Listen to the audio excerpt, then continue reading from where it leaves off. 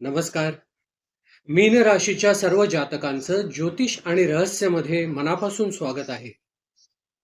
मे महिन्यात ग्रहांची स्थिती कशी आहे आणि त्याचा तुमचं आरोग्य, जॉब अँड करिअर, तुमची मनस्थिती, नातेसंबंध यावर कोणता परिणाम पाहायला मिळू शकतो, हे आज आपण या व्हिडिओच्या माध्यमातून अगदी सविस्तरपणे समजून घेणार आहोत.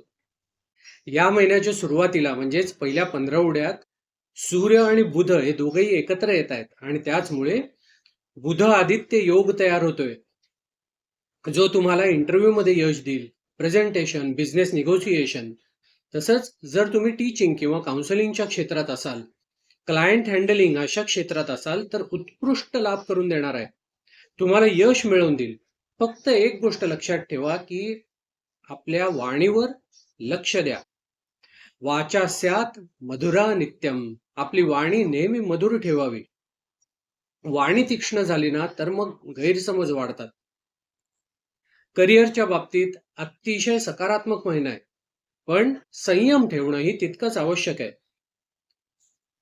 11 मे पर्यंत थोडासा कामाचा स्ट्रेस वाढण्याची शक्यता आहे. त्याच्यामुळे नवीन नवीन कल्पना तुम्हाला सुचतील, पण त्याच वेळेला चिडचिड किंवा थोडासा इम्पेशन्स तुमच्यामध्ये येऊ शकतो.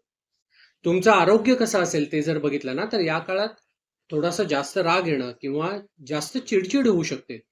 एकतर 7.5चा प्रभाव आहे आणि 11 मे पर्यंत मंगळाचा पण प्रभाव राहणार आहे. त्याच्यामुळे पटकन राग येणं, झोपेचा त्रास होणं, झोप न लागणं, फ्रस्ट्रेशन येणं अशा प्रकारच्या समस्या तुम्हाला वाटू शकतात.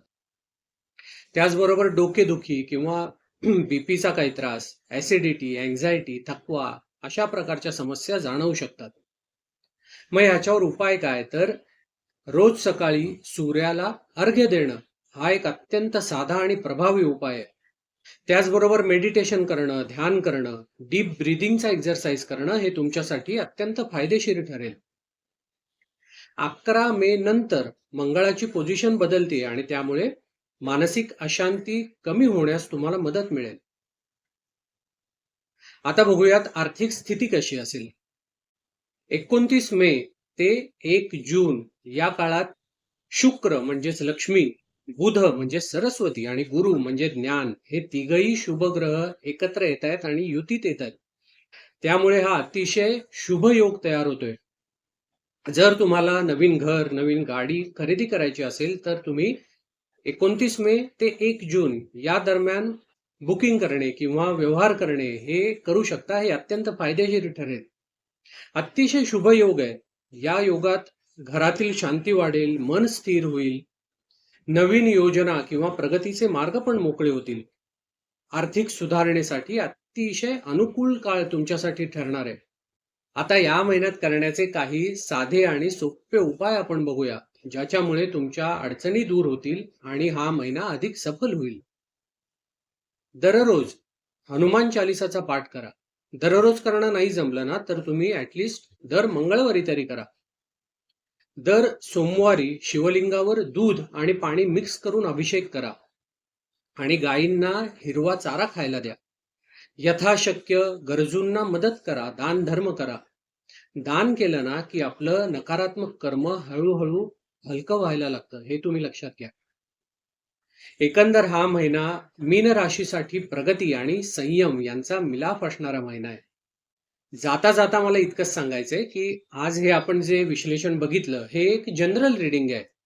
तुमच्या पत्रिकेत, जन्मपत्रिकेत ग्रहांची स्थिती कशी आहे, तुम्हाला सध्या महादशा, अंतर्दशा कुठली चालू आहे, त्यानुसार ग्रहांचे मिळणारे परिणाम हे बदलू शकतात.